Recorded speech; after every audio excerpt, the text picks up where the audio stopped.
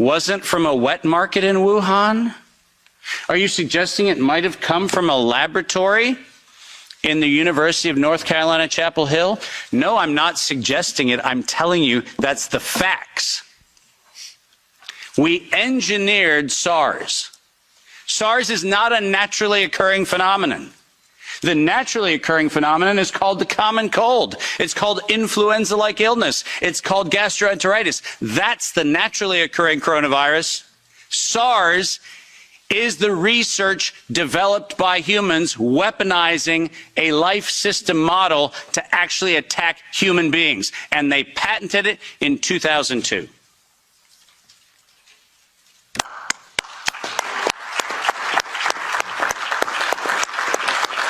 And in 2003, giant surprise, the CDC filed the patent on coronavirus isolated from humans in violation, once again, of biological and chemical weapons treaties and laws that we have in the United States. And I'm very, very precise on this. The United States likes to talk about its rights and everything else and the rule of law and all the nonsense that we like to talk about. But we don't ratify treaties about, I don't know, defending humans. We conspicuously avoid that. We actually have a great track record of advocating for human rights and then denying them when it comes to actually being part of the international community, which is a slightly problematic thing. But let's get something very clear. When the CDC in April of 2003 filed the patent on SARS coronavirus isolated from humans, what did they do? They downloaded a sequence from China and filed a patent on it in the United States. Any of you familiar with biological and chemical weapons treaties knows that's a violation. That's a crime. That's not an innocent oops. That's a crime. And the United States Patent Office went as far as to reject that patent application on 2 occasions until the CDC decided to bribe the Patent Office to override the patent examiner to ultimately issue the patent in 2007 on SARS coronavirus. But let's not let that get away from us, because it turns out that the RT-PCR, which was the test that we allegedly were going to use to identify the risks associated with coronavirus, was actually identified as a bioterrorism threat by me in the European Union-sponsored events in 2002 and 2003, 20 years ago. That happened here in Brussels and across Europe. In 2005, this particular pathogen was specifically labeled as a bioterrorism and bioweapon platform technology. Described as such. That's not my terminology that I'm applying to it. It was actually described as a bioweapons platform technology in 2005. And from 2005 onwards, it was actually a biowarfare enabling agent, its official classification from 2005 forward. I don't know if that sounds like public health to you. Does it? Biological warfare enabling technology. That feels like not public health. That feels like not medicine. That feels like a weapon designed to take out humanity. That's what it feels like. And it feels like that because that's exactly what it is. We have been lured into believing that EcoHealth Alliance and DARPA and all of these organizations are what we should be pointing to, but we've been specifically requested to ignore the facts that over $10 billion have been funneled through black operations through the check of Anthony Fauci and a side-by-side ledger where NIAID has a balance sheet and next to it is a biodefense balance sheet equivalent dollar-for-dollar matching that no one in the media talks about. And it's been going on since 2005. Our gain-of-function moratorium, the moratorium that was supposed to freeze any efforts to do gain-of-function research. Conveniently, in the fall of 2014, the University of North Carolina, Chapel Hill received a letter from NIAID saying that while the gain-of-function moratorium on coronavirus in vivo should be suspended, because their grants had already been funded, they received an exemption. Did you hear what I just said?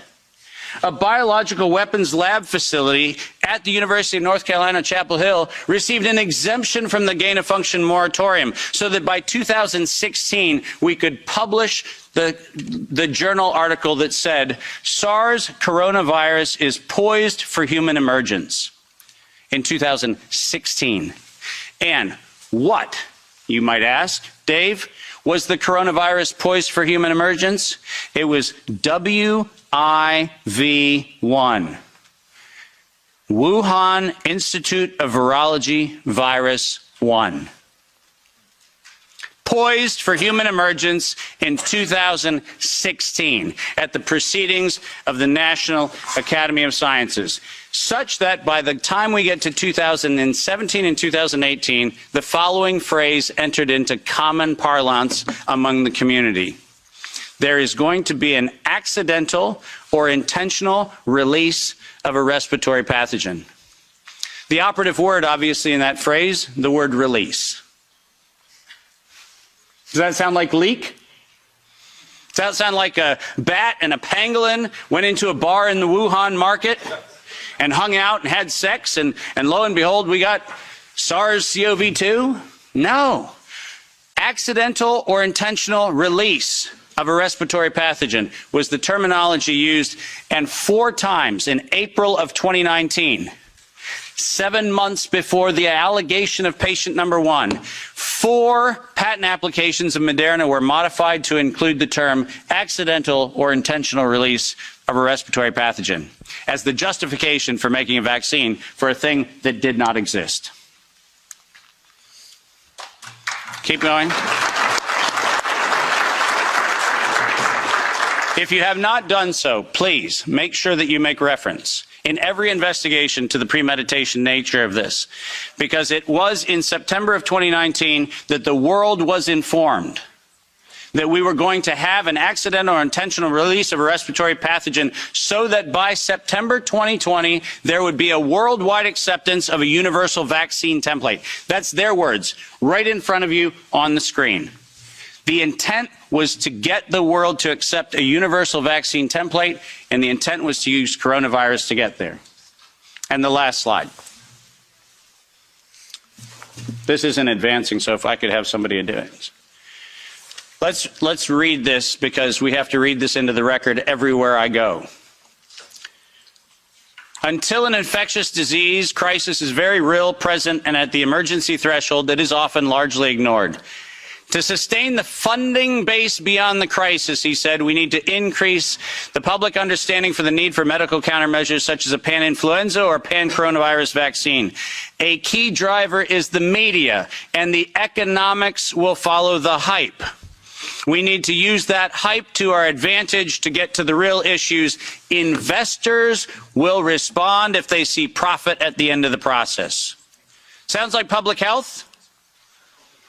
Sounds like the best of humanity? No, ladies and gentlemen, this was premeditated domestic terrorism stated at the proceedings of the National Academy of Sciences in 2015, published in front of them. This is an act of biological and chemical warfare perpetrated on the human race, and it was admitted to in writing that this was a financial heist and a financial fraud. Investors will follow if they see profit at the end of the process. Let me conclude by making 5 very brief recommendations. The last slide. Nature was hijacked. This whole story started in 1965 when we decided to hijack a natural model and decide to start manipulating it. Science was hijacked when the only questions that could be asked were questions authorized under the patent protection of the CDC, the FDA, the NIH, and their equivalent organizations around the world. We didn't have independent science. We had hijacked science. And unfortunately, there was no moral oversight in violation of all of the codes that we stand for. There was no independent, financially disinterested, independent review board ever impaneled around coronavirus, not once. Not once. Not since 1965. We do not have a single independent IRB ever impaneled around coronavirus. So morality was suspended for medical countermeasures. And ultimately, humanity was lost because we decided to allow it to happen. Our job today is to say, no more gain-of-function research, period. No more weaponization of nature, period.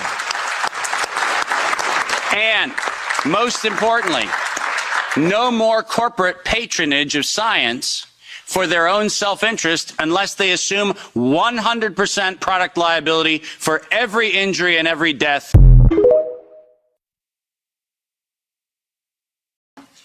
wasn't from a wet market in Wuhan? Are you suggesting it might have come from a laboratory in the University of North Carolina, Chapel Hill? No, I'm not suggesting it. I'm telling you that's the facts. We engineered SARS. SARS is not a naturally occurring phenomenon. The naturally occurring phenomenon is called the common cold. It's called influenza-like illness. It's called gastroenteritis. That's the naturally occurring coronavirus. SARS is the research developed by humans weaponizing a life system model to actually attack human beings. And they patented it in 2002.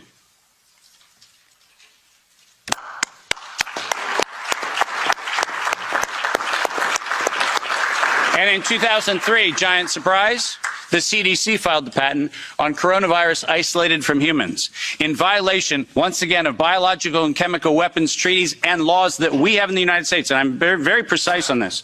The United States likes to talk about its rights and everything else and the rule of law and all the nonsense that we like to talk about. But we don't ratify treaties about, I don't know, defending humans. We conspicuously avoid that. We actually have a great track record of advocating for human rights and then denying them when it comes to actually being part of the international community, which is a slightly problematic thing. But let's get something very clear.